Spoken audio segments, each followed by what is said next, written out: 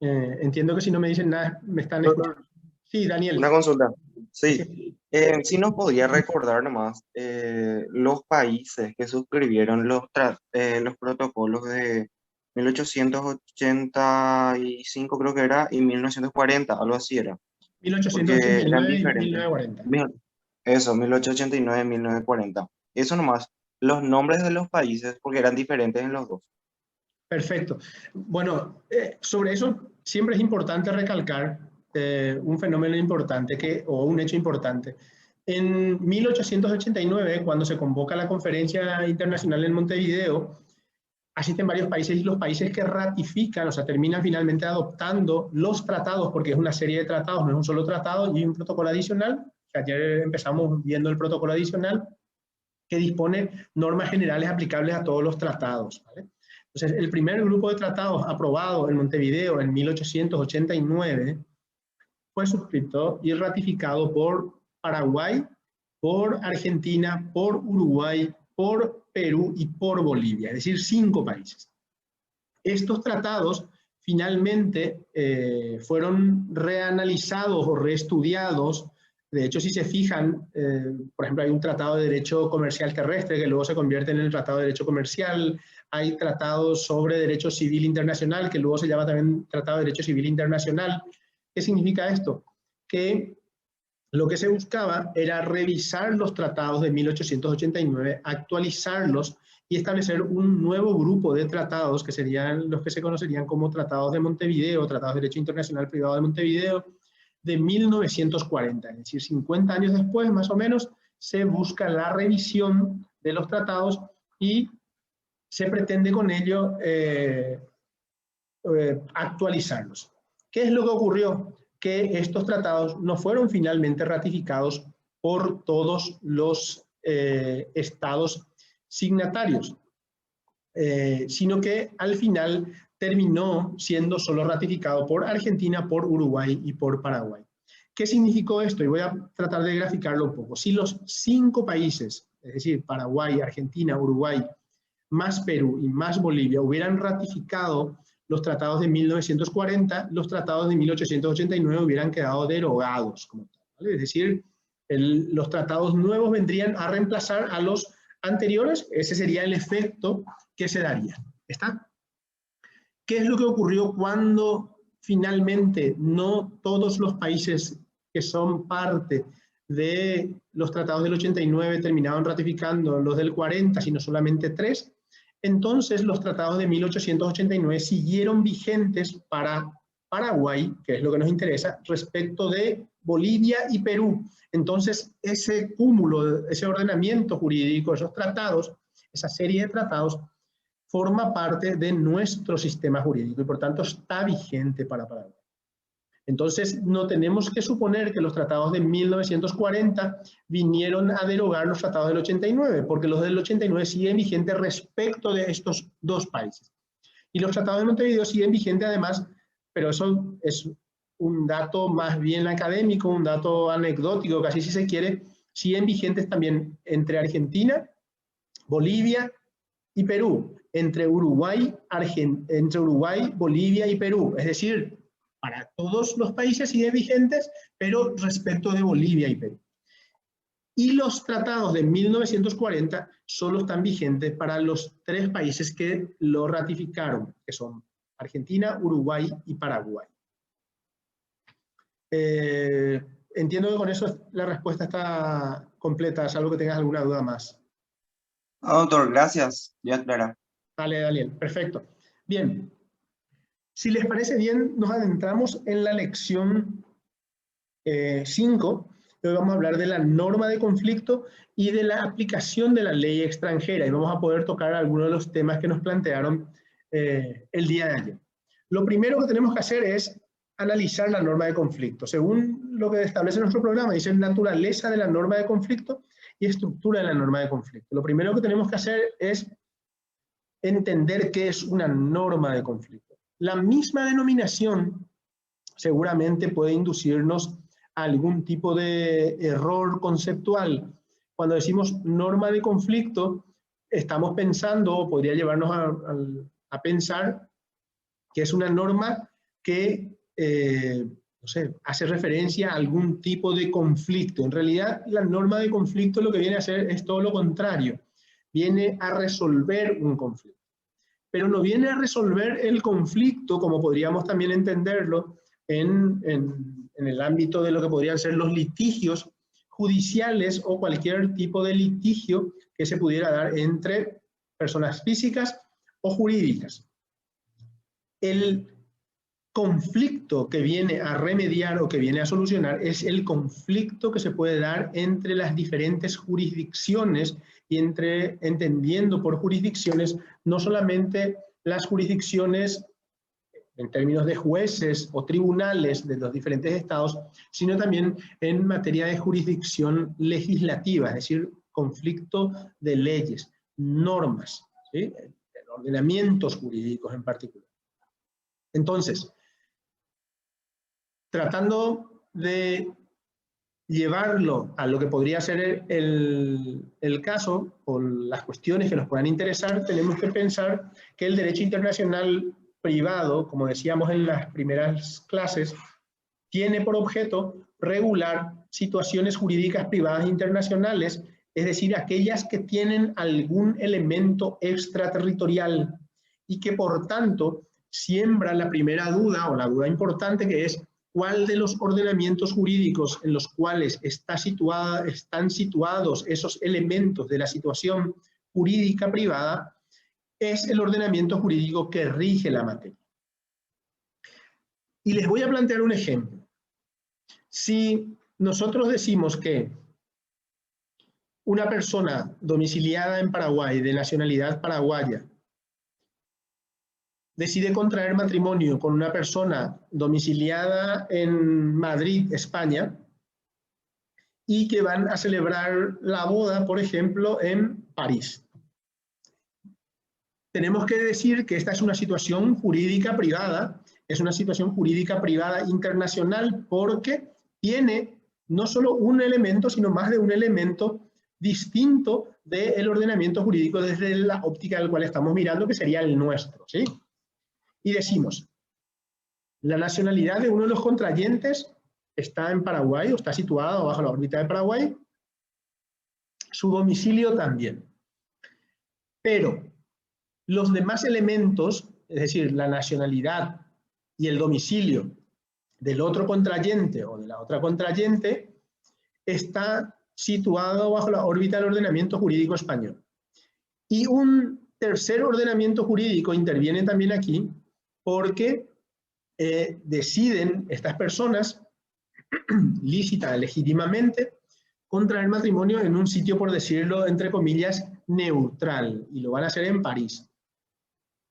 Entonces, tenemos tres posibles ordenamientos, por lo menos, en esta situación que estamos planteando, en este ejemplo, y decimos, ¿cuál es el derecho aplicable? Y ahí tenemos que empezar a preguntarnos. Por ejemplo, a la capacidad de las partes para contraer matrimonio, a la validez del acto jurídico como tal, a la existencia de ese acto y a la validez.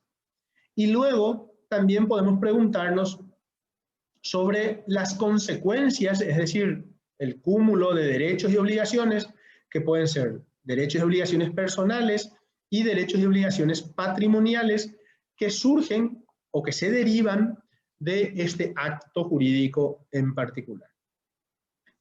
Entonces, tenemos que empezar a preguntarnos o a analizar, y si nos pusiéramos en el rol del legislador, deberíamos decir, ¿cuál de estos ordenamientos jurídicos es el más apto para regular tal o cual cuestión?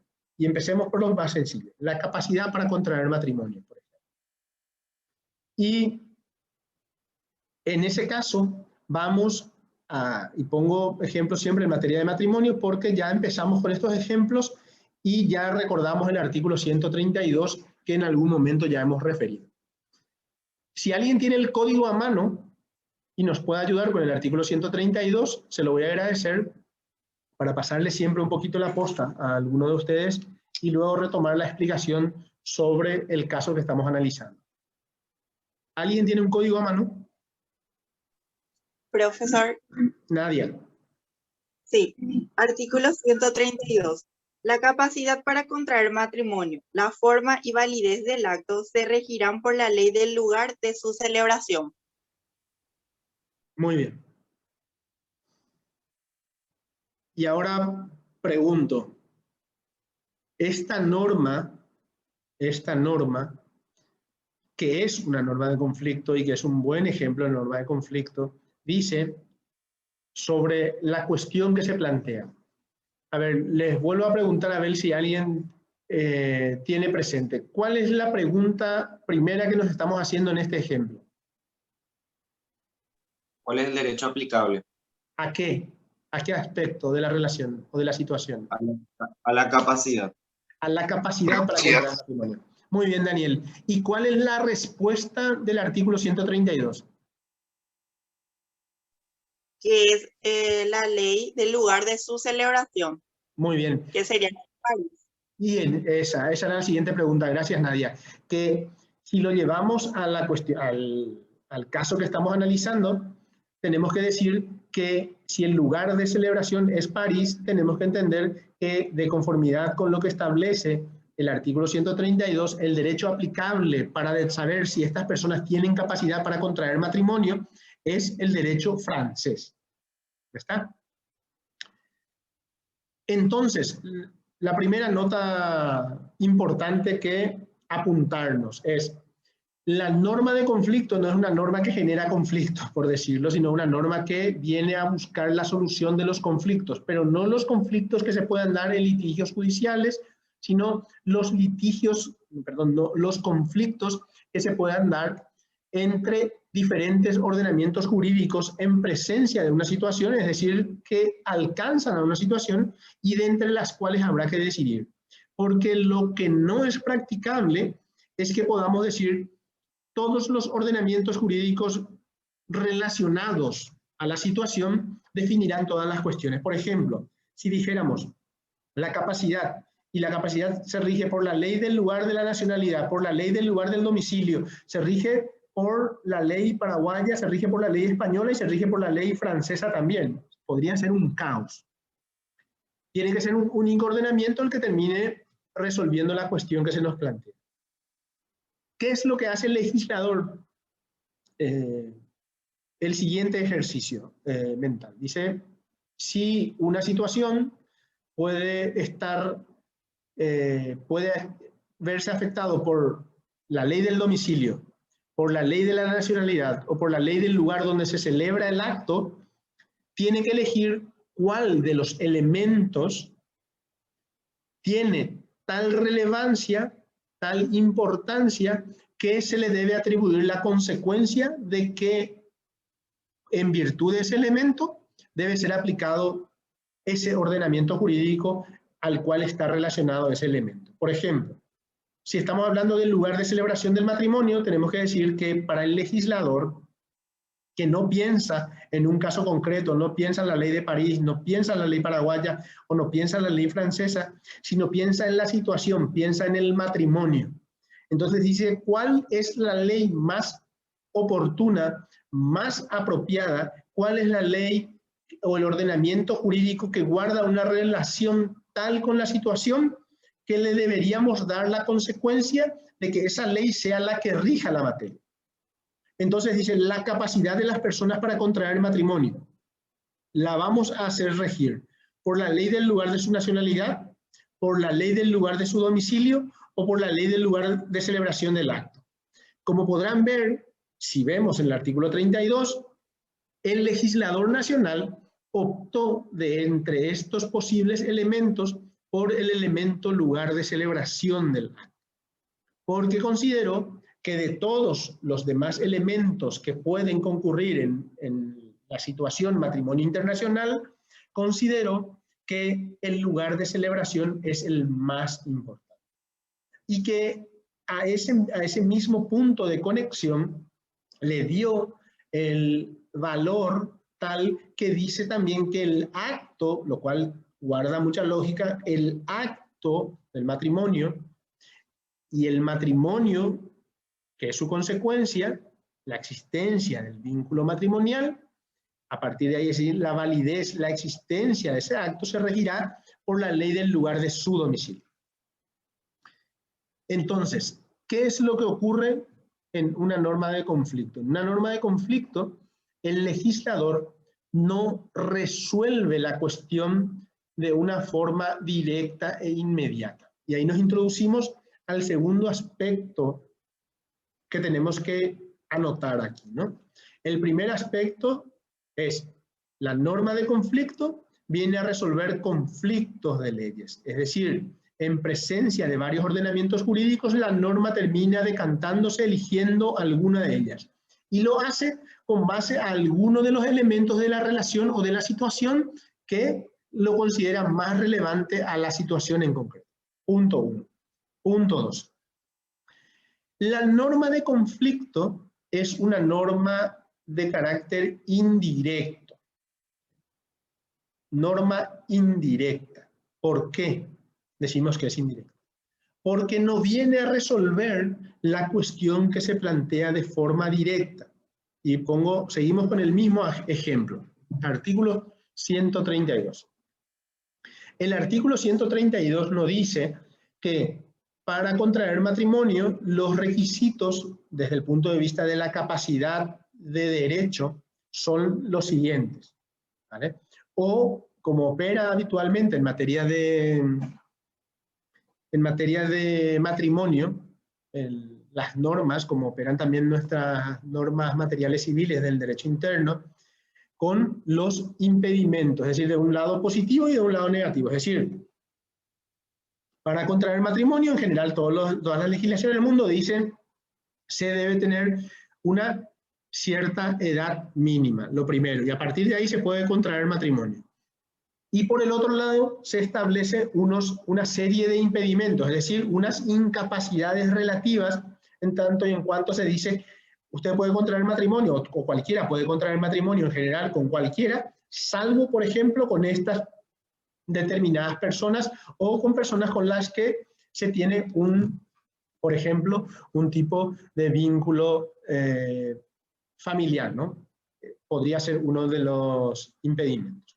Entonces, los ordenamientos jurídicos lo van resolviendo de esa forma y dan respuesta material directa a la cuestión. Sin embargo, aquí lo que hace el legislador es derivar esa respuesta material a el ordenamiento jurídico que considera que está en una mejor posición, en atención al supuesto regulado, para dar la respuesta al caso concreto. Es decir, el legislador, en lugar de decir, por ejemplo, como lo hace para los matrimonios que se celebran en Paraguay, que tienen todos sus elementos domiciliados en Paraguay, cuáles son los requisitos relativos a la capacidad para decir que una persona o las dos personas tienen capacidad para contraer matrimonio, lo que hace es derivar a otro ordenamiento jurídico esa respuesta. Y dice, será el ordenamiento jurídico francés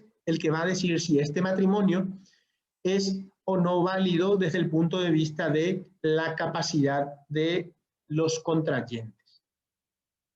Entonces, la segunda característica de las normas de conflicto es que dan una respuesta indirecta. Y en ese sentido se diferencian de las normas materiales que terminan resolviendo de forma directa, dando una respuesta de forma directa a la situación que se plantea.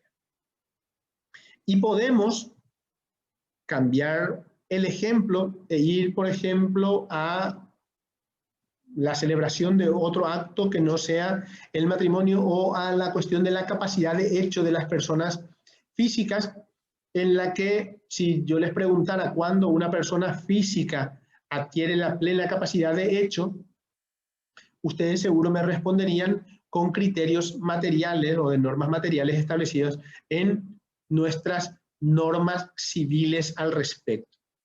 Pero nuestro Código Civil, cuando regula la cuestión de la capacidad de las personas físicas, lo que termina diciendo es que esa cuestión, cuando hay una situación de derecho internacional privado, es decir, una situación en la que hay elementos extraterritoriales, lo que termina diciendo es que se regirá por la ley del lugar del domicilio de esa persona. Entonces lo que habrá que hacer es consultar la norma del lugar del domicilio de la persona y no ir a la norma material que resuelve para nosotros la cuestión de la capacidad de hecho de las personas físicas. Estas dos características y paro aquí. ¿Dudas o preguntas?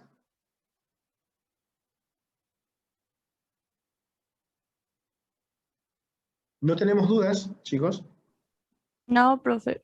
Vale. Ninguna, profe. ¿Cuál es el... ¿cómo funcionan las normas de conflicto?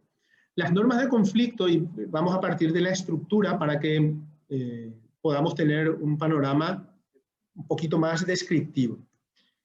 Las normas materiales tienen una estructura que podríamos definir de dos partes, ¿sí? Dos partes.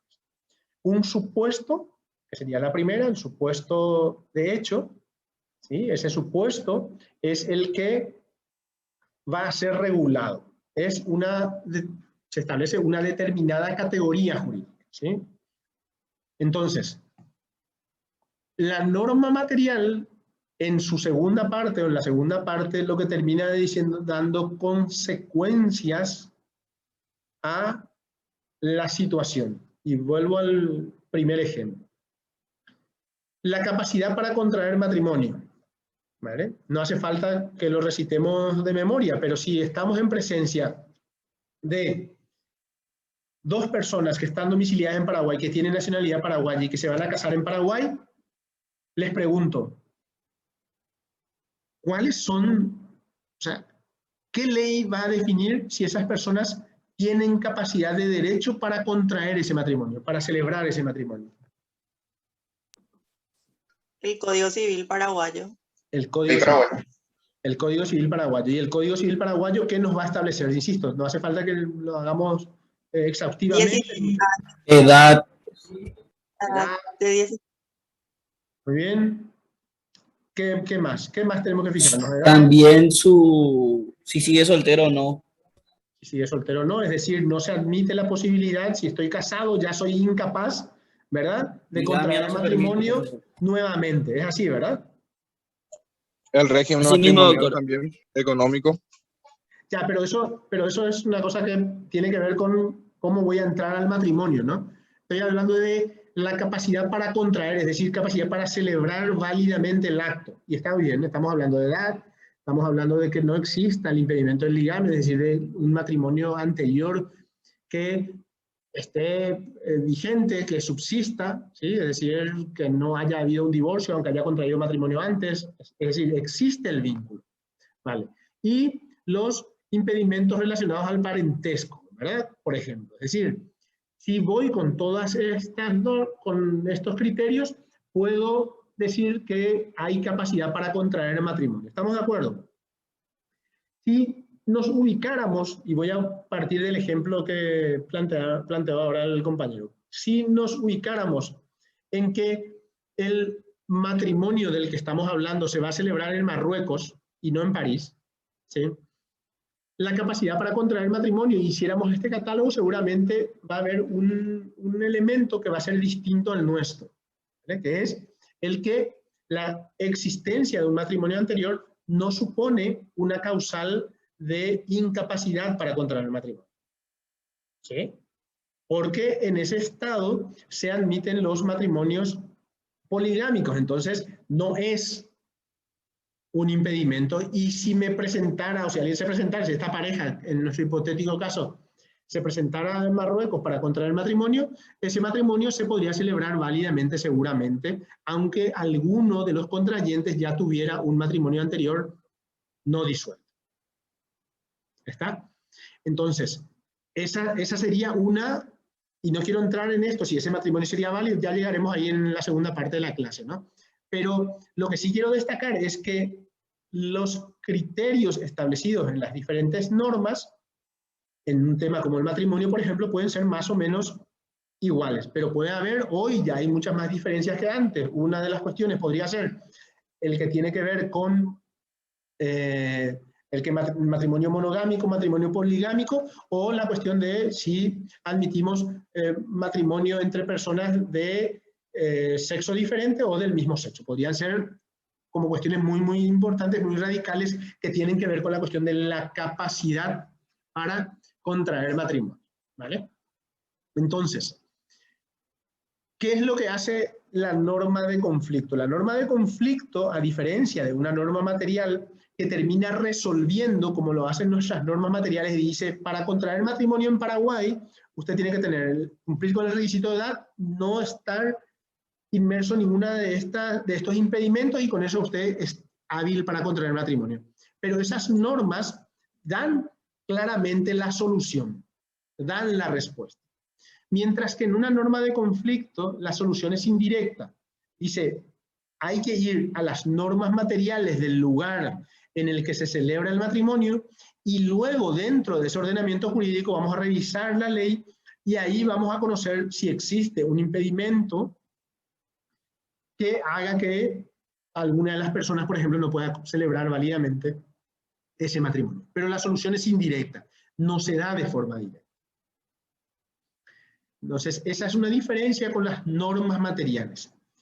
En general, todas las normas del derecho civil y del derecho penal, sobre todo, suelen ser normas por el recurso a la regulación. En la mayoría de los casos, todas las normas que estamos estudiando habitualmente en nuestra carrera son normas materiales, es decir, parte de un supuesto y termina con una consecuencia, da la solución, ¿sí? Da la respuesta directa a la cuestión que se plantea. En el ámbito del derecho internacional privado también existen normas materiales que las vamos a estudiar más adelante, pero el gran cúmulo de normas que regulan nuestra materia se dan a través de las normas de conflicto. Por eso tenemos una lección que hace especial énfasis en la explicación de lo que son las normas de conflicto, porque es la técnica legislativa habitual del legislador o de los legisladores nacionales por el mundo que dan solución o buscan dar respuesta a las cuestiones de derecho internacional privado, es decir, a las situaciones jurídicas privadas internacionales. O sea, esa es la respuesta que se suele dar, ¿no? Entonces, es una técnica, una forma de regular que consiste en, y ahora voy a la estructura, una forma diferente a la norma material, que decíamos tiene dos partes. La norma de conflicto, sin embargo, tiene tres partes. La primera, que es, al igual, y en eso coincide con la norma material, el supuesto, ¿sí? Por ejemplo, aquí podemos decir matrimonio, ¿sí? Matrimonio será nuestro supuesto. O más propiamente, la celebración del matrimonio, el acto matrimonial como tal. ¿Está bien? Luego hablaremos de las consecuencias exactas que se dan en los artículos siguientes y nos pueden servir también de ejemplo, ¿sí? El matrimonio. Ese es el supuesto. El segundo elemento es el punto de conexión. El punto de conexión. Y el tercer elemento es la consecuencia. El segundo elemento, que es el punto de conexión, no es otra cosa que uno de los elementos de la situación que el legislador considera de mayor relevancia de entre todos los demás elementos y al cual, por tanto, decide atribuirle una consecuencia jurídica. ¿Ah? Es decir, como veíamos en el ejemplo anterior, el legislador puede decir que la capacidad para contraer matrimonio se rige por la ley de la nacionalidad de los contrayentes, por la ley del domicilio de los contrayentes o por la ley del lugar de celebración del matrimonio, por ejemplo, o incluso por la ley del lugar en el que van a fijar su domicilio conyugal, etc. Es decir, diferentes elementos. Pero el legislador, de entre todos esos elementos, elige uno y le da una consecuencia. Esa elección, y al darle la consecuencia, le convierte a ese elemento en el punto de conexión, que es el segundo elemento de la estructura de la norma de conflicto. Entonces, repito, el punto de conexión no es otra cosa que uno de los elementos de la situación al cual el legislador le atribuye por su relevancia, por su mayor importancia, la consecuencia de que a partir de ahí se definirá cuál será el derecho aplicable. Y el tercer elemento de la norma de conflicto es la consecuencia jurídica.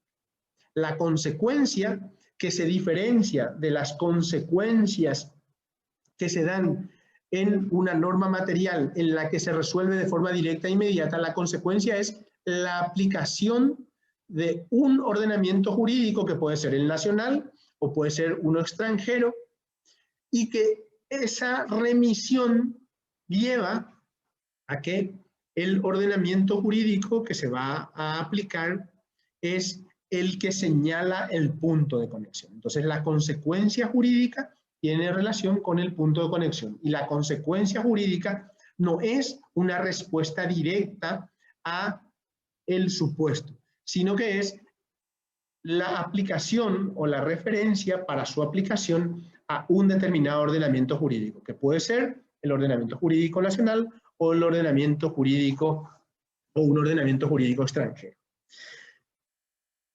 Ahora pregunto, ¿cuáles son las diferencias entre una norma material y una norma de conflicto? ¿Quién me puede ayudar con eso? Ya lo hemos dicho, o sea, solo para hacer un repaso.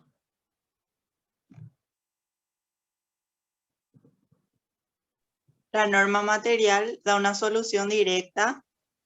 La de conflicto lo resuelve indirectamente, remitiendo al ordenamiento jurídico que considere. Muy bien. ¿Cuál es la estructura de la norma, Nadia? ¿De la norma material?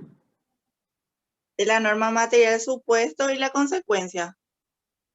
Muy bien. ¿Y de la norma de conflicto?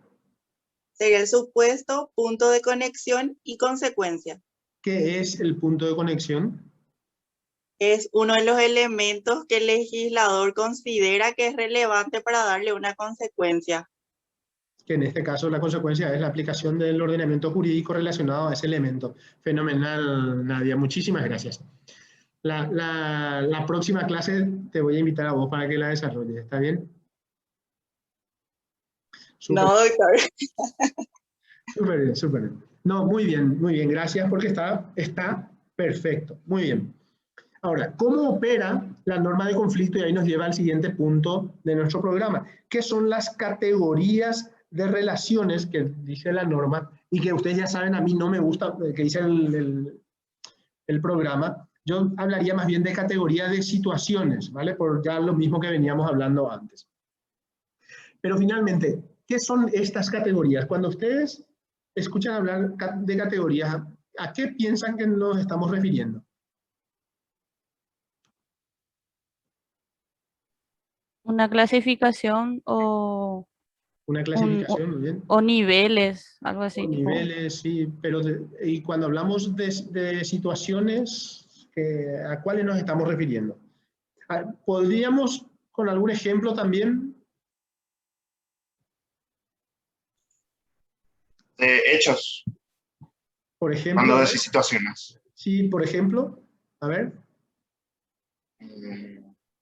Contrato. Contrato, muy bien, fenomenal, vamos bien, Juan. ¿Qué más?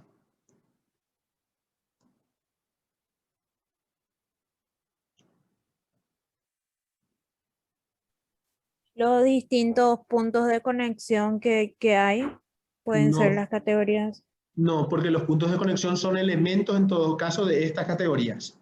Ah. ¿Vale? Pero ¿cuáles? Pero vamos. Perdón, ¿quién habló? Daniel. La opción internacional, ¿puede ser? La adopción, claro, y con eso ya tenemos todas las pistas, ¿verdad? ¿Cuáles son las categorías? Contratos, adopción, si queremos hacer más específico, no sé, la relación laboral, si queremos seguir profundizando todos los tipos contractuales habidos y por haber, pueden ser diferentes categorías, es decir, un contrato de compraventa, un contrato de distribución, un contrato de representación, un contrato de franquicia, son todas categorías. Matrimonio, adopción, tutela, curatela, propiedad. Sucesión, profe. sucesión, usufructo, uso, habitación, es decir, todo lo que tenga que ver con los derechos reales, quiebra, convocatoria de acreedores, etcétera, ¿vale? Las categorías a las que hace referencia aquí no son otras que esas situaciones, o como le llama el programa, esas relaciones que habitualmente se dan en el mundo y que sencillamente, y que tienen consecuencias jurídicas, y que sencillamente las estudiamos nosotros aquí porque terminamos haciendo una categorización, es decir, que ya venimos estudiando en diferentes materias. ¿Cuál es la diferencia de lo que hacemos nosotros aquí en esta materia? La diferencia sencillamente es que esas categorías tienen un apellido. ¿Cuál es el apellido que le pondrías, por ejemplo, al contrato? Juan creo que fue, ¿no? Juan, me dijiste contrato, ¿verdad? Contrato internacional podría ser, doctor. Muy bien, Patricia. Es todo. Y entonces entrarías en ese escenario. Dirías contrato, por ejemplo, si queríamos hacer más específico, contrato de compraventa internacional, contrato de franquicia internacional, contrato de distribución internacional. Y lo mismo diríamos, adopción internacional, matrimonio internacional, quiebra internacional, etcétera. ¿Está? ¿Pero por qué es internacional? Porque esa situación tiene algún elemento que lo internacionaliza y por eso le ponemos el apellido. Porque podamos facilitar la explicación, ¿vale? Y ahí viene un problema que tenemos, o una cuestión que tenemos que tratar aquí, ¿verdad? Si consideramos que los diferentes institutos o estas diferentes categorías están regulados de forma diferente y definidos de forma diferente en los diferentes ordenamientos jurídicos, tenemos que preguntarnos cuál de las definiciones es las que tengo que tomar en consideración para poder aplicar la norma de conflicto, porque recuerden que la norma de conflicto lo que hace es tomar en el supuesto, ¿sí? En el supuesto trae esa categoría, es decir, quiero saber cuál es el derecho aplicable al contrato de franquicia internacional. Entonces, ¿cuál es el supuesto? El supuesto es el contrato de franquicia internacional, ¿vale? O el contrato de franquicia. Y entonces, cuando entro en el contrato de franquicia, tengo que definir lo que es un contrato de franquicia. O sea, tengo que ver que el contrato que se me está presentando, entre el cual dos personas se están demandando y del cual yo tengo que definir cuál es el derecho aplicable, primero tengo que definirlo como contrato de franquicia. Mi pregunta es, ¿cómo creen ustedes que tenemos que definir esto? ¿Lo tengo que hacer con la ley paraguaya, que es la ley del juez, o la ley, por ejemplo, que en principio resultaría aplicable a este contrato? O sin ir a este contrato, por seguir con el mismo ejemplo, vuelvo para atrás, si les parece, por facilitarnos la vida, al matrimonio. ¿Sí? Si vuelvo al matrimonio, les pregunto, el artículo 132 dice que el derecho aplicable a la capacidad para contraer matrimonio es la ley del lugar de su celebración. Y ahí yo les pregunto a ustedes, si el matrimonio se va a celebrar en Marruecos, ¿cuál es la definición de matrimonio que tengo que utilizar para empezar este análisis? ¿Tengo que usar la definición de matrimonio de Paraguay o tengo que usar la definición de matrimonio de Marruecos?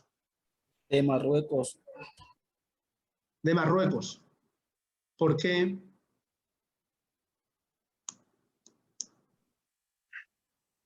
Porque es el lugar donde vas a celebrar el matrimonio, doctor. Claro, está bien. Pero mi pregunta es, ¿cómo sé que de lo que estoy hablando aquí, de esta categoría que estoy hablando, es un matrimonio? Recuerden que el ejercicio es el siguiente, ¿no? Vamos a tratar de agregarle elementos para facilitar un poquito. Primero, decimos, estamos en presencia de un divorcio. Alguien plantea una demanda de divorcio y dice, nosotros estamos casados y nos casamos en Marruecos. ¿Está bien? Entonces, lo primero que hay que hacer es ver si ese matrimonio como tal existe, porque si el matrimonio no existe, tenemos que concluir que no hay posibilidad de tramitar un divorcio. Hasta ahí estamos de acuerdo, ¿verdad? Esa es una cuestión preliminar. Tiene que existir un matrimonio para que un juez paraguayo pueda dictar una sentencia de divorcio, porque si no sería un absurdo, ¿no? Entonces, dice, para saber si este matrimonio es válido, como tal, tengo que ir al artículo 132. ¿Está? Pero hay una primera calificación que tiene que hacer el juez para definir que eso es un matrimonio y que, por ejemplo, no es una unión de hecho. ¿Verdad? Tiene que hacer una primera calificación. Para hacer esa primera calificación, se tiene que hacer desde la óptica del ordenamiento jurídico del foro, es decir, del juez, del ordenamiento jurídico nacional. Y dice, esto tiene todas estas características y por tanto creo que es un matrimonio. Como reúne estos requisitos para hacer un matrimonio desde la óptica de Paraguay, pero no se celebró en Paraguay, es un matrimonio internacional, tiene elementos extraterritoriales, para saber si estas personas tenían capacidad o no para contraer matrimonio, lo que tengo que hacer es no ir a las normas materiales paraguayas que deciden la capacidad para contraer matrimonio, sino al artículo 132. Pero yo previamente definí, de acuerdo a la ley paraguaya, que esto, en principio, es un matrimonio. Una vez que hice esa categorización y encaja en el supuesto contemplado en el artículo 132, capacidad para contraer matrimonio, el artículo 132 me remite a la ley de Marruecos. Y resulta que al hacer la revisión de la ley de Marruecos, efectivamente constato que este matrimonio es válido de conformidad con la ley de Marruecos. Entonces, si se fijan ustedes en su programa, se habla de una calificación previa y de una calificación definitiva. La calificación previa es la que hacemos antes y lo hacemos a los fines de subsumir el supuesto, o sea, la situación concreta, al supuesto contemplado en la norma, es decir, a la categoría. Primero digo, esto es un matrimonio de conformidad con el ordenamiento jurídico paraguayo. Luego voy al artículo 132. El artículo 132 remite al ordenamiento jurídico de Marruecos y termino haciendo lo que llama nuestro programa en el punto 5 como calificación definitiva. Es decir, verifico que para el ordenamiento jurídico de Marruecos eso es un matrimonio. Y una vez que hago esa verificación, aplico lo que el artículo 132 manda, que es que la determinación de la capacidad para contraer matrimonio lo tengo que hacer de conformidad con el ordenamiento jurídico de ese país. Y ahí ya procedo a hacer la verificación, constato efectivamente que tenían capacidad al momento de contraer matrimonio y que ese matrimonio como tal existe. Todo este proceso evidentemente viene simplificado porque hay un documento que es un certificado de matrimonio que lo que viene a certificar por detrás es que efectivamente hay un matrimonio celebrado válidamente y que por tanto también existía, o las partes o los contrayentes tenían al momento de su celebración la capacidad suficiente como para celebrarlo de conformidad con el ordenamiento jurídico de Marruecos, que es el del lugar de su celebración, que es el punto de conexión utilizado por la norma en el artículo 132. Hasta ahí me están siguiendo, chicos. Sí, profe. ¿Alguna duda? ¿No? Bien. Fenomenal. Muy bien. Vamos a pasar a la siguiente parte. El programa hace referencia a las excepciones a la aplicación de la ley extranjera.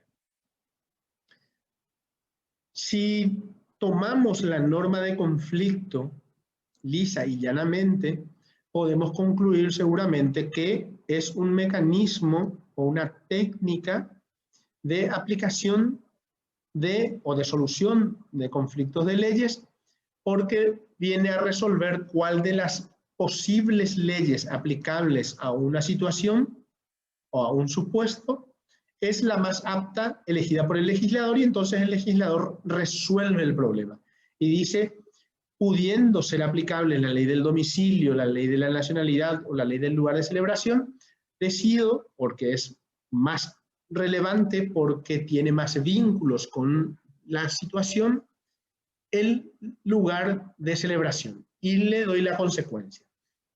Si aplicamos mecánicamente, podríamos decir que un matrimonio celebrado en Marruecos, de conformidad con el artículo 132, sería válido desde el punto de vista de la capacidad, como de la forma, y como, por tanto, del fondo de este matrimonio, diríamos, este matrimonio es válido como tal.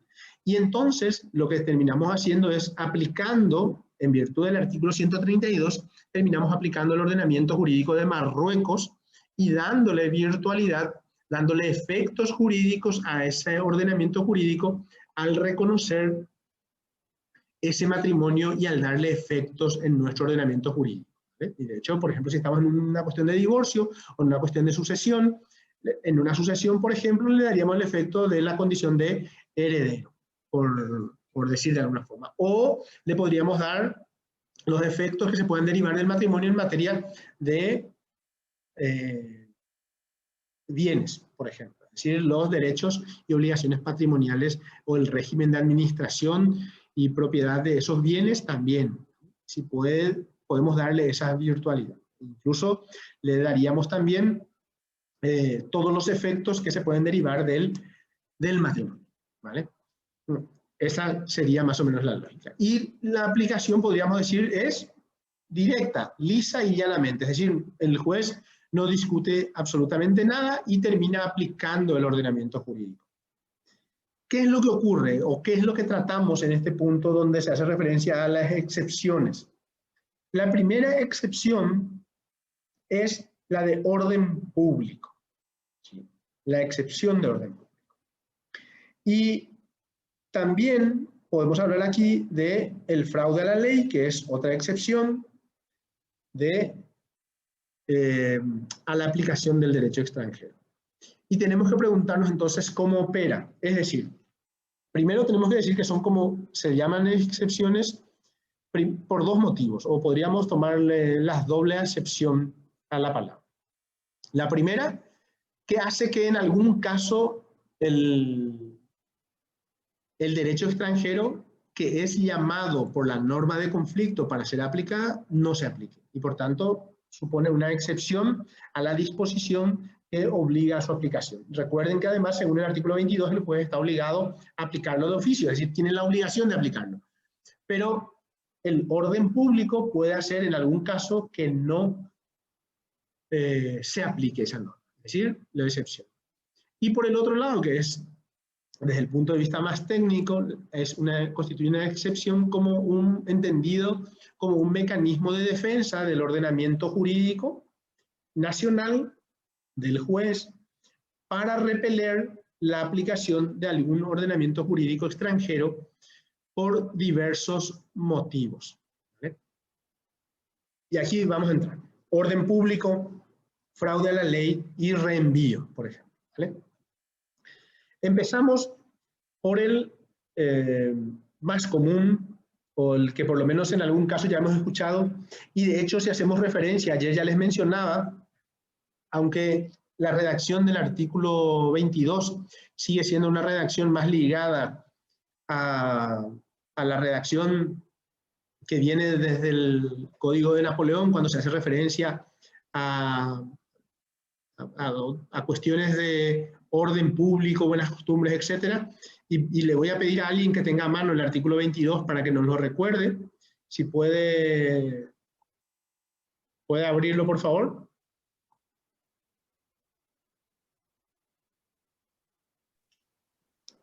Leo, profe. Sí, por favor. Artículo 22. Los jueces y tribunales aplicarán de oficio las leyes extranjeras, siempre que no se opongan a las instituciones políticas, las leyes de orden público, la moral y las buenas costumbres, sin perjuicio de que las partes puedan alegar y probar la existencia y contenido de ellas. Hasta ahí. Muchísimas gracias. A ver, Vamos a hacer el análisis, si les parece bien, y ahí lo proyecté para que puedan, o para que todos los que no tengan a mano el texto, nos puedan seguir. Ayer decíamos que esta aplicación tiene que ser de oficio, es decir, el juez está obligado a aplicar, ya no depende de la voluntad de las partes, no es una cuestión potestativa de las partes alegar y probar. No, aquí el artículo 132 dice que para determinar si las personas que contrajeron matrimonio tuvieron la capacidad para hacerlo válidamente, según el artículo 132, no tenemos que verla en nuestro ordenamiento jurídico, sino tenemos que verlo en un ordenamiento jurídico extranjero, en el del lugar en el que se celebró el matrimonio. En nuestro ejemplo, Marruecos. Es decir, el juez está obligado a aplicarlo de oficio. Tengo que verificar de oficio si tuvieron esa capacidad. Pero esa obligación, aquí, insisto, aunque la redacción viene dada por una tradición ya histórica y a lo mejor requiere una precisión mayor con los desarrollos en la materia ya avanzados, dice siempre que no se opongan a las instituciones políticas, las leyes de orden público, la moral y las buenas costumbres, ¿sí? Que son unos conceptos que a lo mejor podríamos encajar en lo que nosotros hoy conocemos como la excepción de orden público, ¿sí? Y ahí les planteo la siguiente pregunta. ¿Qué podemos entender por orden público? O sea, ¿qué es ese contenido? ¿A qué nos referimos cuando hablamos de un orden público? Cuando el bien común está en juego. Lo estipulado por la Carta Magna. Bien. Por ejemplo, ¿cómo sería eso último? No me fijé quién habló, pero hizo referencia a Francisco, ¿verdad? Lo estipulado por la Carta Magna. Walter, lo estipulado por la Carta Magna. Bueno, a lo mejor sí nos referimos a las instituciones políticas y ese tipo de cosas, ¿no? Voy a hacer un planteamiento y vamos a ir descartando, ¿sí? Primero, todas las cuestiones que tratamos en derecho internacional privado son cuestiones que ya en general no podemos asociarlas a las cuestiones que tienen que ver con la soberanía, ¿o no? ¿O sí? ¿Qué opinan?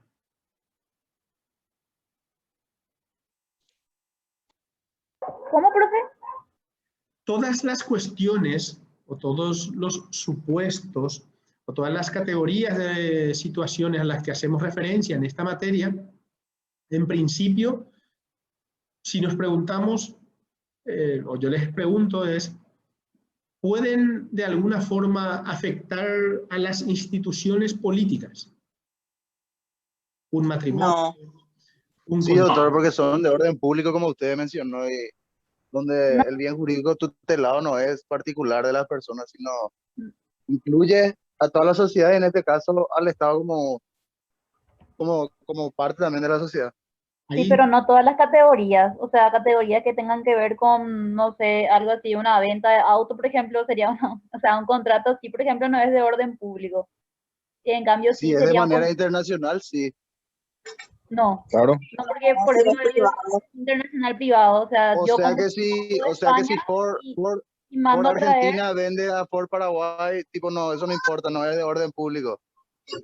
No, porque entre particulares. Denme un segundo, vamos a hacer, porque el debate es súper, chicos, porque el debate es súper interesante. No sabía que el Estado es un particular. Vamos a hacer... Nadie está hablando luego del Estado. Esperen, denme un segundito. Pero para que el orden público funcione y se mantenga, las instituciones deben de ser respetadas. Tienen que tener un normal funcionamiento. Es que el profesor... Yo entiendo en este caso que el profesor habla... María Belén, me dan un segundo. Voy a hacer la precisión, ¿sí? Y les voy a pedir lo siguiente. Y me parece súper interesante el debate y por eso lo hago a propósito y suelto el tema. Pero les voy a pedir que hablemos, que uno siente su posición y entonces podamos pasar al siguiente para que el resto de la clase y todos podamos aprovechar el debate, ¿sí? Entonces voy a empezar con Walter, que creo que fue Walter Quirós, que planteó el tema. ¿Cuál sería, Walter, un supuesto en el que las instituciones políticas podrían estar en juego, en peligro, o de alguna forma sufrir algún tipo de menoscabo con algunas de las situaciones o relaciones jurídicas que estudiamos en esta materia? No sé, doctor, si tiene mucho que ver. Ahora que Particularmente, estoy doctor, leyendo, exacto. lo que podría hacer es la siguiente. En este caso, la ley del aborto, que en otros países sí está estipulado, sí están de acuerdo, y que esto por ahí pase por una situación de paraguayidad. ¿En qué sentido hablo de paraguayidad? Son paraguayos que quieran de alguna manera darle un ok a esa ley que es una ley extranjera que está optimizada. No sé si se entiende mi punto. Sí, pero ahí podría ser, pero te hago el siguiente planteamiento, Walter. Y Walter Quiroz, te doy en un minuto porque ya Walter entró, supongo que por la homonimia ahí habrá pensado que le di a él la palabra, pero no me estoy olvidando de vos, Walter Quiroz, y te voy a dar en un minuto, pero le respondo a Walter Paredes. En el caso que estás planteando la posibilidad de que una ley de aborto en el extranjero se aplique, por ejemplo, en Paraguay. ¿Sería ese el supuesto? Sí, así mismo. Vale, pero yo no consigo encontrar el caso, pero si existiera, tenemos que tener en cuenta que estamos hablando de situaciones jurídicas privadas que tienen elementos extraterritoriales y que hacen que por esa razón esas normas extranjeras se apliquen en Paraguay. Esas leyes seguramente no podrán ser aplicadas en Paraguay. No sé, pongo un ejemplo, un sanatorio paraguayo no podrá, en virtud de la ley argentina, por ejemplo, realizar abortos en Paraguay. Entonces no existe esa posibilidad. ¿Te referías a un caso como eso o no? Sí, así mismo. Bueno, ahí no existe esa posibilidad. Yo voy a recapitular los ejemplos posibles. Le tengo a Francisco también pidiendo la palabra. Denme un segundito de paciencia. A ver, estamos hablando de matrimonio, estamos hablando de divorcio, estamos hablando de relaciones entre cónyuges, tanto personales como patrimoniales. Estamos hablando de relaciones paterno-filiales, es decir, derechos y obligaciones entre padres e hijos. Estamos hablando de adopción. Estamos hablando de derechos de propiedad, derechos de usufructo, de derechos reales en general. Estamos hablando de propiedad intelectual. Estamos hablando de contratos. Estamos hablando de títulos de deuda, por ejemplo, pares, etcétera. Estamos hablando de sucesiones, estamos hablando de quiebras, estamos hablando de convocatorias de acreedores, estamos hablando de indemnización de daños por, no sé, accidentes de tránsito, o es decir, o cualquier otra causa que sea extracontractual. Y traté de abarcar en general todo. Dentro de ese espectro de posibles situaciones, la pregunta es, ¿hay alguna que de verdad podamos pensar que pueda afectar a las instituciones políticas?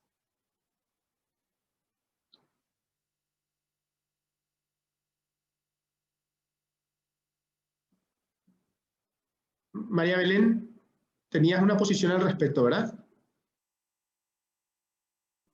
Sí, yo lo que dije es que hay categorías que no afectan el orden público, por ejemplo, comprar una cama, inclusive, mi mamá, por ejemplo, compró una cama de España y mandó a traer. Entonces, eso, por ejemplo, sí es o sea, sería algo de derecho internacional privado, pero que no afecta al orden público.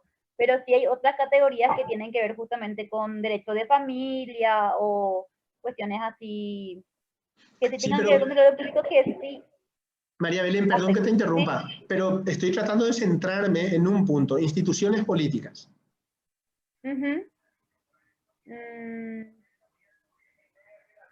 ¿Está algún contrato privado que afecte las instituciones públicas, las instituciones políticas? Por ejemplo.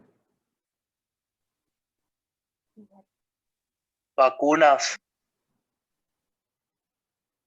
pero no, No, pero las vacunas son de orden público, o sea, el Estado es el que está sí, gestionando. pero no afecta a las instituciones políticas, ¿o sí?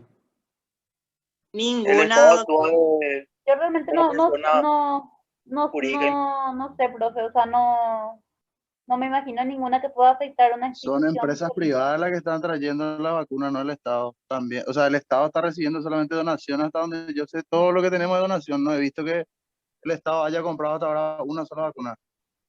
Y eso nos percata que no Están incide negociando. en las instituciones políticas, netamente fuera de lo que, o sea, de las Claro. leyes de orden. Sí, Francisco, ¿qué querías decirnos? Perdón que te cortamos también antes.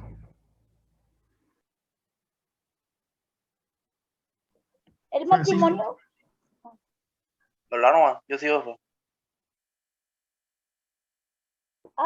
ahí estaba hablando con mi micrófono apagado. El matrimonio es una institución, o no, según una corriente del derecho civil. No, es una institución, pero es una institución política. No afecta a ninguna institución política, profesor. A ver, ser absoluto en este tema seguramente porque podemos encontrar, pero yo todavía no encontré que pueda ser, ¿vale? Sin embargo, sí podemos hablar seguramente de leyes de orden público y es una denominación que se presta a muchos equívocos. Y luego, cuando hablamos de la moral y las buenas costumbres, en realidad estamos tratando de englobar una serie de conceptos que hay que materializarlos, hay que darle un contenido, ¿vale? Porque lo primero que vamos a definir seguramente es si estamos hablando de mi moral o si estamos hablando de la moral de Francisco, de María Belén, de Ana Teresa, de Walter, de José, de Joel, etc. O sea, podemos tener ahí una serie de dificultades importantes en la definición. Sí, Daniel, te escucho. Podríamos hablar de que afecta al orden público cuando estamos ante, en cuanto a instituciones políticas, cuando estamos ante regímenes políticos distintos, por ejemplo, en cuanto a una relación laboral con un cubano, por ejemplo, o con alguien de China, donde no tenemos principios, por ejemplo, o sea, no existen principios democráticos. No sé si está bien o me fui todito ya. Sí, pero no está bien, pero nos permite entrar en el ejemplo. Vamos a suponer que una empresa paraguaya decide contratar a un chino, un cubano, lo que sea, ¿está bien?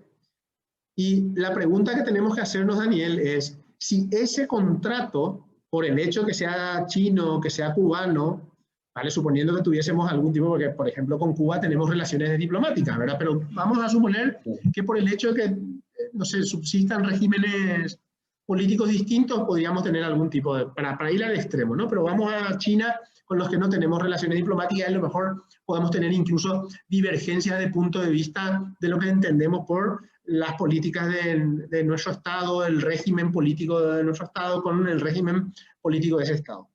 Principalmente Ahora, por sus derechos laborales. Ya, pero Por ese lado. claro, pero la pregunta es, si una empresa paraguaya le contrata a un ciudadano chino y va a prestar el servicio, no sé, en China o viajando por el mundo haciendo trabajo para esta empresa, lo que sea, eso, el hecho de que le contratemos a un chino, incluso aunque trabaje en China, qué sé yo, buscando productos para importar, por ejemplo, a Paraguay, no sé, puede ser perfectamente, ¿verdad? ¿Eso afecta a las instituciones políticas de Paraguay? El hecho de que una empresa tenga no sé, un funcionario o un empleado o un contratado en China, por ejemplo. No. No, doctor, No, porque no. para eso ¿Verdad? tenemos nuestro código laboral. No, pero con independencia, no, a ver, con independencia de cuál va a ser el régimen al cual todavía no entramos, ¿verdad? Que le va a regir a esa relación. La pregunta es, ¿el hecho de que exista esa relación causa algún tipo de agravio a nuestras instituciones políticas? Estoy hablando de las instituciones políticas, ¿sí? No. Yo creo... Particularmente ninguna, doctor. Claro. Doctor, aprovechando el tiempo, le quiero hacer una consulta respecto nomás al tema en que estamos hablando.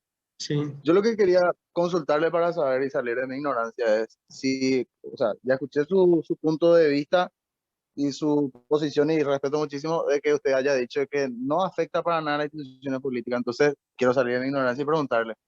En este caso, he visto que algunos municipios, siempre todo información vista por periódicos digitales, doctor, es que algunos municipios están poniéndose en marcha para adquirir justamente la vacuna china, esta es la CoronaVac, y que han intentado, o sea, han entablado supuestamente negociaciones netamente comerciales.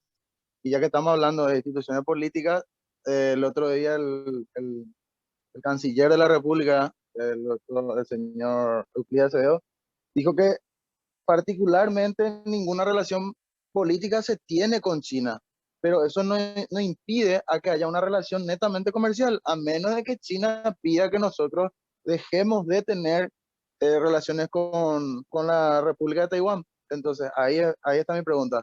Si China, a cambio de que nosotros compremos de ellos vacunas y nos piden, porque ahí va a ser entre estados, pero en tono de particulares para comprar la vacuna. Si China nos pide que nosotros dejemos de tener relaciones con Taiwán, ahí se podría dar este ejemplo que usted dice que no ve. A ver, primero, quiero volver al objeto de nuestra materia, ¿sí? En nuestra materia, nosotros no analizamos derecho internacional público y las relaciones que pueda tener el país con otros estados es una materia del derecho internacional público. En nuestra materia nosotros estudiamos relaciones que se pueden dar entre particulares o entre particulares y el Estado cuando el Estado no actúa en su rol con su poder de imperio, ¿sí? Entonces, ese tiene que ser el marco dentro del cual movamos toda nuestra casuística, ¿no? Entonces, esas cuestiones son cuestiones de orden diplomático, de orden de política de Estado respecto de otros estados y tienen que ver con el derecho internacional público. O sea, puede perfectamente ser muy interesante para el debate, pero sí vuelvo a recalcar, y por eso es tan importante las primeras 2 o 3 clases que estuvimos dando, en el cual tratamos de hacer el marco conceptual de nuestra materia, es decir, qué es nuestra materia y cuál es el objeto de nuestra materia. Nosotros estudiamos aquí situaciones jurídicas privadas internacionales, es decir, aquellas situaciones del derecho privado que tienen algún elemento. Doctor, sí. Una consulta. No sé si va de acuerdo al contexto, ¿verdad?, de nuestra materia. Hace poco salió en las noticias, ¿verdad?, un caso que no es algo común ya en nuestro país, que es el tema de la clonación de las chapas y el blanqueamiento de los vehículos traídos del exterior, ya sea de Brasil, de Bolivia o de Argentina. Eso podría ser un ejemplo, pero ya que es un contrato privado entre personas, pero justamente por un error de automotores, que es una parte del Estado, de la Policía Nacional, ¿verdad?, que forma parte del Estado, que están blanqueando, o sea, que hay corrupción y por ende el orden público se está perdiendo. Claro, No pero sé sí, está bien, pero voy a ver, vamos a los diferentes puntos de la cuestión que planteas, ¿vale? Pero no quiero perder el foco de lo que estamos hablando, ¿sí? Entonces voy a tratar de responder de rápido y tratar de retomar, porque sí quiero cerrar esta parte para que podamos entender qué es el orden público, o sea, para que podamos focalizarnos en lo que es el orden público. En esa situación que estás planteando, puede existir alguna situación de derecho internacional privado cuando hay un contrato, ¿sí? Otra cosa es que, y no tengo muy claro en tu pregunta, si el objeto del contrato es lícito o no, ¿vale? Yo recuerdo que en algún momento existía una ley por la cual se podían pagar los impuestos, etcétera, y pasar de lo que le llamaban la cédula marrón a la cédula verde, etcétera, y entiendo que esos periodos ya han pasado todo, ¿verdad? O sea, ya se han superado todos esos plazos. Con lo cual, pero supongo que me podrías aclarar, Mario, pero si no es una cuestión solamente contractual, tenemos que tener en cuenta que cuando uno contrata sobre un ilícito, ese contrato, con independencia de que sea nacional o internacional, no tiene la virtualidad de una cuestión de derecho privado y seguramente pueda estar dentro del ámbito de, no sé, el derecho penal, por ejemplo, o de alguna infracción administrativa, ¿verdad? Entonces, no tengo muy clara la consulta, ¿sí? Doctor, hace rato escribí sobre los ejemplos que quería y habló sobre matrimonio y divorcio. Y voy a tomar la palabra que dijo en uno de los ejemplos sobre si un matrimonio de argentinos entre el mismo sexo, ambos del mismo sexo, quieren divorciarse en Paraguay, por ejemplo, las leyes extranjeras ahí, por ejemplo, la ley extranjera sí se opone a las instituciones políticas y a las leyes de orden público, moral y de unas costumbres de nuestro país. Eso podría ser un ejemplo. Sí, ahí me das pie a retomar perfectamente, Walter, gracias. Quiero, antes de responderte, quiero cerrar el punto, ¿sí? ¿Por qué? Porque lo que dice, o lo que tenemos que leer nosotros, por lo menos en esta parte, estamos hablando del reconocimiento de la excepción de orden público, es decir, a la institución a la cual hace referencia el programa. Y tenemos que tratar de entender qué es el orden público. Lo que yo quería destacar cuando decía que se opongan a las instituciones políticas, que en el ámbito del derecho privado es muy difícil encontrar hoy ya alguna institución o algún supuesto en el que una relación de tipo que sea entre particulares del derecho privado pueda afectar instituciones políticas, salvo que estemos hablando de un contrato de, no sé, atentar contra, dar un golpe de Estado o una cosa como esta, pero que de por sí el contrato ya carecería de validez por otra razón, ¿vale? Y por tanto seguramente podría ser no válido. O podríamos pensar en un hipotético, y ahora se me está ocurriendo, no sé, contratos donde, por ejemplo, en algún estado del mundo sea legal contratar, por ejemplo, para ir a atentar, qué sé yo, contratar mercenarios para hacer la guerra a otro país o para generar un golpe de Estado en algún otro estado, y ese contrato sea válido. Vamos a suponer que de conformidad con ese ordenamiento jurídico sea válido. Bueno, pues seguramente en ese supuesto, que insisto, es un poco rebuscado, creo, podríamos decir que se podría oponer a las instituciones políticas de Paraguay. Ese sería el supuesto en el que algún país, algún estado dentro del cual su legislación permita contratar mercenarios, firme un contrato para venir a hacer un golpe de Estado en Paraguay, por ejemplo.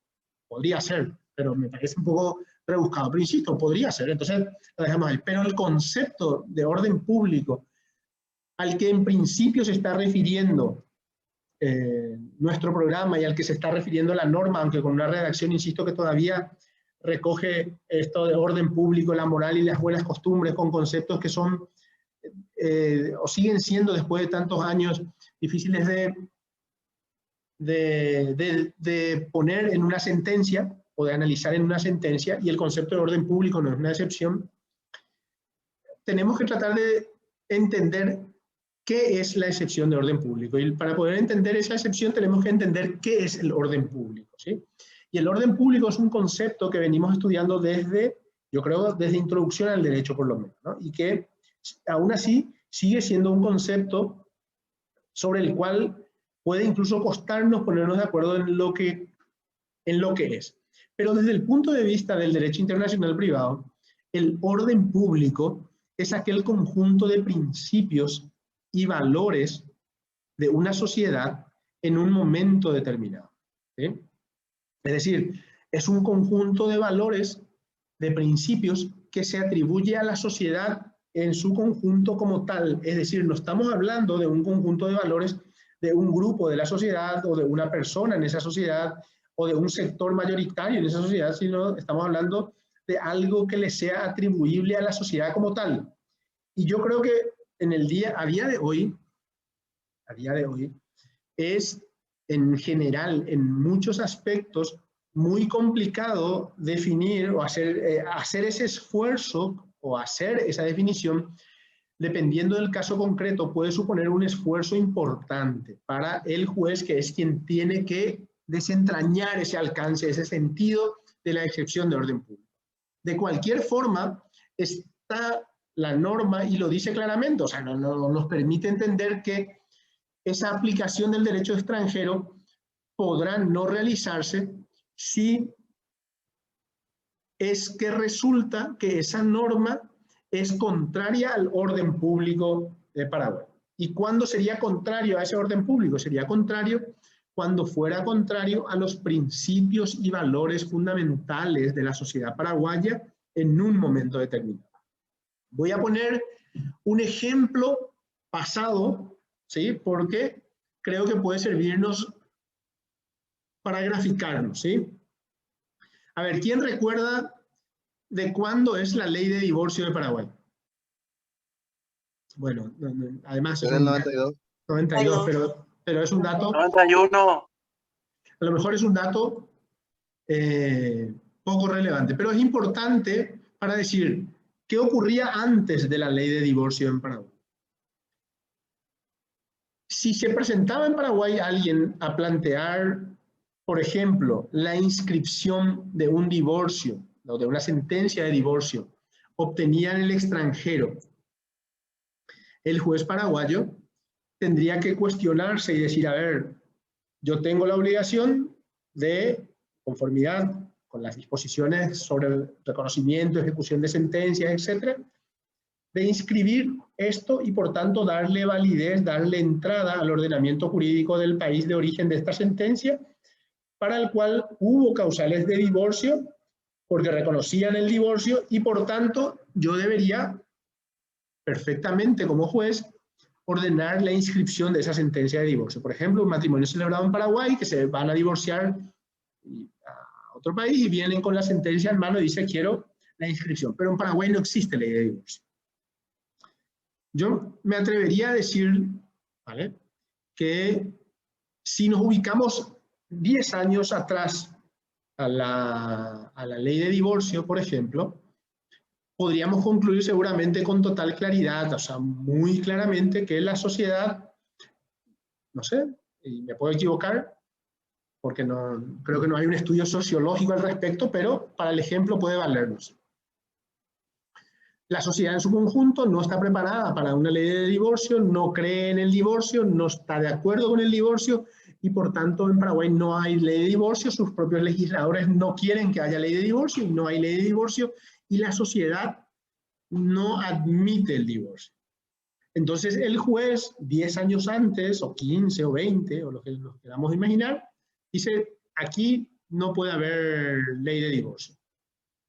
Y cuando me traen la sentencia de divorcio, dice, yo no puedo darle reconocimiento a esto porque al final esto es una institución contraria al orden público porque atenta contra los principios y valores fundamentales de esta sociedad. ¿Está? Ese sería el primer punto, ¿no? Pero si nos ubicamos 2 años antes de dictarse la ley de divorcio, por ejemplo, o 1 año antes, o cuando ya está en trámite y ya está en discusión y cuando ya se van desarrollando estudios y cuando se dice, bueno, el divorcio, no sé, ya no es una cuestión que a esta sociedad le preocupe y está dispuesta a asumir que puede haber divorcio con independencia de algún caso puntual en el que digan no creo en el divorcio, creo en el matrimonio como tal y el matrimonio es para toda la vida y por tanto yo no estoy de acuerdo con el divorcio. Sí, yo no estoy de acuerdo con el divorcio, pero ahí deberíamos preguntarnos si eso es representativo de que es contrario al orden público de Paraguay. Y entonces el juez tendrá que hacer ese análisis. Seguramente 1 año antes o 2 años antes de que se promulgue la ley, ya no podría haber llegado a la conclusión de que eso era contrario a los valores fundamentales de esa sociedad. Es decir, ya no formaban parte de los valores fundamentales de esa sociedad. ¿Sí? Podría decir entonces, puedo inscribir este divorcio, aunque en Paraguay no tengamos divorcio. ¿Y por qué pongo este ejemplo? Porque quiero destacar 2 cosas. Uno, que el orden público no debe o no tenemos que confundir, como la norma dice aquí, leyes de orden público, cuando realmente se está queriendo referir a las normas imperativas. El orden público no es propiamente una ley. ¿Sí? El orden público no es propiamente una ley, no es propiamente una norma, sino que es un concepto que tiene un contenido que para el caso concreto el legislador debe desentrañar, como acabamos de hacer muy a grosso modo ahora con relación al tema del divorcio. ¿sí? El juez debería desentrañar el contenido del orden público para aplicarlo al caso concreto. Es decir, si esta situación, la aplicación de este derecho extranjero afecta de alguna forma al orden público. ¿Y cuál es el orden público? Los valores fundamentales, no cualquier valor, sino aquellos valores que son fundamentales para esta sociedad en un momento determinado. Y si en un momento determinado la indisolubilidad del matrimonio es un valor fundamental, entonces no le doy cabida. Y si en otro momento ya no es un valor fundamental, sí le doy cabida a la aplicación del ordenamiento jurídico extranjero, a la norma extranjera concreta. ¿Va? Entonces, esa sería la forma en la que tiene que operar.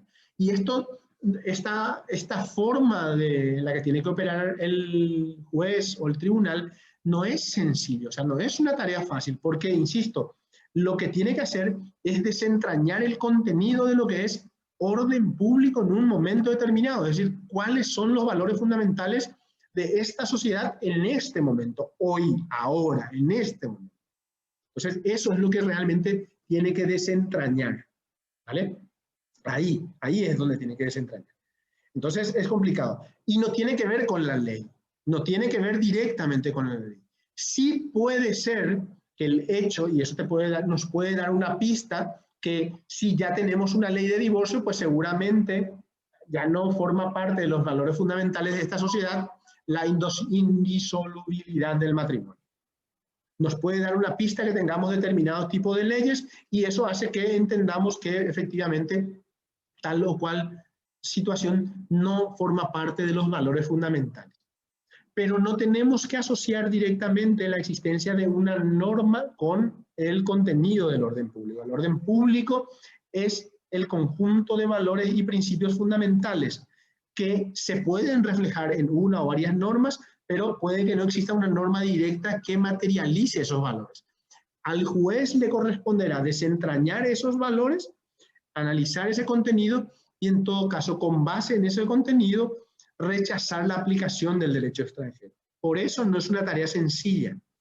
Pero además de eso, tenemos que decir que en nuestra materia, en el ámbito del derecho internacional privado, tratándose de relaciones privadas, el ámbito de actuación del orden público como tal, de los valores fundamentales de una sociedad que puedan afectar efectivamente a la sociedad, también ya es muy reducido, ¿sí?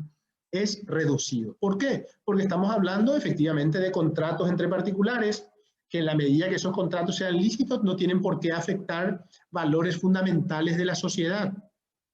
Estamos hablando de instituciones del derecho privado y por tanto son pocos. A lo mejor el reducto, o sea, con toda seguridad el reducto donde mayor incidencia pueden tener esto será en el ámbito del derecho de familia en general. Pero salvando el ámbito del derecho de familia, lo más probable es que no haya espacio para la aplicación de la excepción de orden público. Sin embargo, es de las excepciones que están reconocidas por los diferentes ordenamientos jurídicos y por el nuestro también como una excepción a la aplicación del derecho extranjero.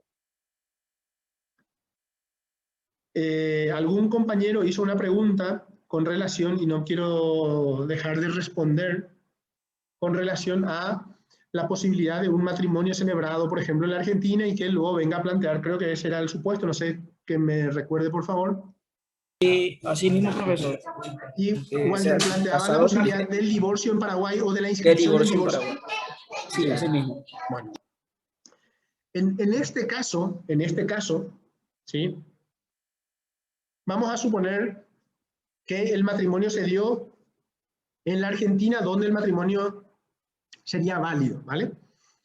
Y vienen y plantean la demanda de divorcio, dicen queremos divorciarnos aquí, pero lo primero que tenemos que hacer entonces es demostrar que esto es un matrimonio. Ahí tropezaríamos con dos vías para empezar. Lo primero, recuerden que el primer análisis que se hace, o la categorización preliminar, se hace de conformidad con los ordenamientos jurídicos, es decir, usted me dice que esto es un matrimonio y que se quiere divorciar, o ustedes me dicen que esto es un matrimonio y se quieren divorciar. Yo, juez, tendría que analizar a la luz, para hacer esa evaluación preliminar del ordenamiento jurídico paraguayo y digo, ¿esto es un matrimonio o no? Si llego a la conclusión de que no es un matrimonio, entonces no tengo que ir a al artículo 132 para decir que el derecho aplicable a la existencia y validez del matrimonio, a la capacidad de los contrayentes, es la ley del lugar de su celebración. Entonces ya podría ser un primer punto para descartar. Pero como la evaluación definitiva será de conformidad con el ordenamiento jurídico del derecho que finalmente voy a terminar aplicando seguramente, el juez puede dar un paso más y decir, bueno, pero como esa categorización, esa definición de si es o no matrimonio, lo vamos a hacer de conformidad con el ordenamiento que pueda resultar aplicable, aplico el artículo 132, voy a la ley argentina y la ley argentina me dice que esto es un matrimonio, ¿sí? Llegamos hasta ese punto. Y paso al siguiente, que sería, si es un matrimonio, debería reconocerlo como tal y luego hacer el divorcio. Y entonces digo, tengo que aplicar el derecho argentino y lo tengo que reconocer, y ahí aparece la excepción de orden público. Y de hecho tenemos, yo por lo menos no tengo conocimiento de que haya con divorcios, pero sí con solicitudes de inscripción de matrimonios celebrados en la Argentina. Ya hay jurisprudencia en sentido contrario, alegando justamente la excepción de orden público. Es decir, se dice, esta institución, o sea, este matrimonio como tal, no puedo inscribirlo en Paraguay porque atenta contra el orden público. Y cuando digo eso, o cuando dice eso el juez, debería entrar en la fundamentación y debería explicar por qué es contrario al orden público. Yo, en todo caso, lo que echaría en falta en alguna resolución que puede leer es la profundidad del análisis en decir explicar por qué o cuáles son esos valores fundamentales que se están atacando, ¿sí? O que la norma estaría atacando. Yo creo que en este reducto seguramente, o sea, en este ámbito seguramente es donde tiene una virtualidad la excepción de orden público y una importancia real, ¿sí? Es decir, donde efectivamente puede existir hoy una excepción de orden público y puede ser efectivamente válido para rechazar la aplicación de un ordenamiento jurídico que es contrario no solamente a la norma, porque no se trata solo que sea contrario o diferente a la norma paraguaya, porque como decíamos en las primeras clases, el hecho de que exista un derecho internacional privado y que tengamos que decidir entre la aplicación de una norma y otra, justamente es porque partimos de la base de que las diferentes normas son, valga la redundancia, diferentes, o sea, no son iguales, no son idénticas. Pero no se trata de que sean iguales, sino se trata de que el contenido de aquella norma extranjera sea realmente contraria al orden público, es decir, contraria a los valores fundamentales. Que sea diferente no significa per se que ya sea contraria al orden público. Ahora, cuando hablamos de una cuestión como esta, en la que la Constitución Nacional reconoce y dice cuál es el concepto de familia, el concepto de matrimonio, seguramente es el reducto en el que, y de hecho los jueces lo han dicho hasta ahora, por lo menos en alguna jurisprudencia, y han rechazado la inscripción de matrimonios en estas condiciones. Entonces, ahí podría existir, y ahí yo creo que hay una justificación de la aplicación de ese orden, de esa excepción de orden público. No sé si con eso respondo a tu pregunta, Walter.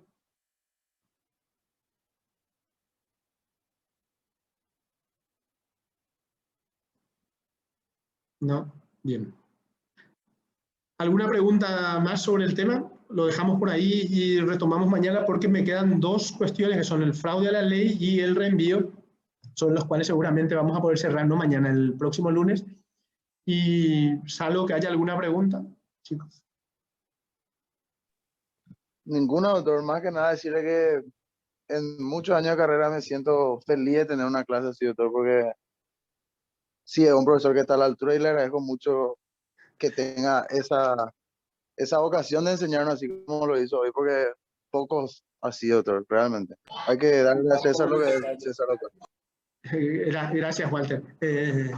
Lo hago encantado, así que muchísimas gracias. Y nada, las dudas que tengan, y si pueden repensarlo, porque yo sé que hoy hemos tocado muchos temas muy rápidamente, además yo creo que hablo y me tienen que parar si es que hablo muy rápido, lo trato de hacer sobre todo para tratar de mantener la atención, pero si pueden recapitular, revisar, y la próxima clase, como siempre, en los primeros minutos podemos tomar un tiempo para preguntas, ¿sí? Así que la próxima clase terminamos esta lección. Muchísimas gracias a todos y Profe. será hasta el próximo. Sí, Juana, decime. Hoy no vamos a hacer entonces lo de la bonificación, ¿verdad? ¿O Hoy ya? no, porque no terminamos la lección. Vamos a terminar la lección y ok. vamos a hacer, ¿sí? Dale, está. Gracias, profe. Bueno, no, gracias a ustedes. Que tengan una buena jornada. Hasta luego. Gracias, profe. Hasta luego, muchas gracias a todos. Gracias, Gracias, profe. profe. Chao, chao. Nos vemos. Chao. Gracias.